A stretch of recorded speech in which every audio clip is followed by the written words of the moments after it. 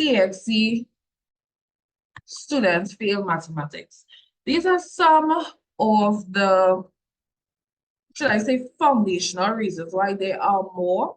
Some students just have a weak foundational knowledge. Now, you have to think about maths like this. We started learning maths from since in primary school. So, as like some of those topics, such like fractions and stuff, does come in the CSE exam, regardless of if you are a Form 5, a repeater, a first-time adult. Now, I personally have taught persons of those different categories, right? The youngest I have taught, because I've also taught SC students as well, is 7-year-old students. The oldest person up to date that I have taught is a 45-year-old individual. So I teach between that age bracket. Of course, if you're older and you want to teach it, I don't have no problem tutoring as long as you're willing to put in the work, take advice, and do what you have to do. But yeah, some persons have a weak foundational knowledge, and this can affect how long you would take to cover the topic. Others have poor time management. So some students lack discipline, and I'm not trying to bring anybody down because that was me a couple of years ago, right? I used to be, when I was in high school, and so I had to depend on my family always reminding me of being on me to study my work.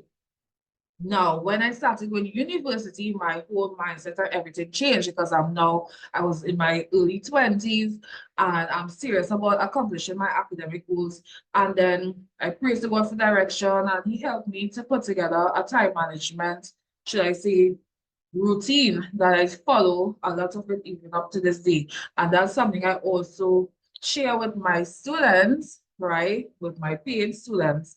And I help them to manage their time. Some of them would attend what's called my activity time management workshop to help them set proper timetables, schedules, to make sure that they put in enough time in order to accomplish their academic goals. Now, on other occasions, there are students who just lack practice. They don't practice enough. So everybody have a different average. Now, I could tell you, based on the last exam I did a couple of years ago in university, my average for a topic that has some mathematics, should I say, working to be completed, is usually 4. That's before exams though. So before exam, if I do a question as like the same set of questions or similar 4 times, and write it over, not just read it, because math is a practical subject. You want to write a practice to remember. I will remember, and I did that for an exam not very long ago, and I got an A. So even though you may learn something for the first time in a class, or if you are doing your own studies, right, you are not going to remember that a week from now or a month from now. So you will hear me say revision is the key to remember everything you have learned. Anything you want to remember based on what you learned, you have to revise. And practice also helps you to build confidence. So for you to be confident before you walk into the exam, you have to practice, and you will know when you're confident, right? As long as you practice enough.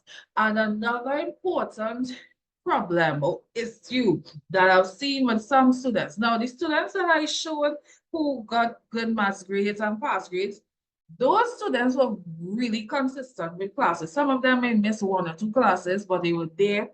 A lot of them, what we do at BNTOP Succeeders Academy, when April comes around, we give students the opportunity to continue until the end of April, and depending on what dates their exams are scheduled, some of them continue until May. So a number of these students who did really well continued with us until May, because, for example, mathematics, they split the exams where in prior years, you will have paper 1 and paper 2 on the same days. Now, this year, past and last year as well, they had paper 2 maths in May, and they had paper 1 maths in June. So students who stayed with us, they got extra practice, extra revision. We keep pushing them, encouraging them, drilling them. And that's why and lots of them, the majority of them did excellent. Now, as I said, everybody have their own decision to make. It had some who did not choose to continue. It's a me and that's their choice. But I am telling you, those who actually continue to the end of May, they will have done really well. So inconsistency. There are some students who they want to pass the exams, they want to get a 2 or 1, a distinction, those type of grades, but you are not in class often, and worse yet, since we at BM Succeeders provide recordings, some students are not even going to the recordings. Now, it have the others who do, right? So if you're inconsistent, right, that will affect your performance and your confidence before the exam. So consistency is very important. When you start, yes, there are days you're not going to feel like it, but you have to push yourself.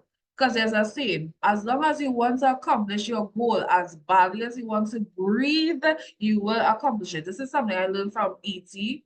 Eric Thomas, who is a motivational speaker and a successful businessman.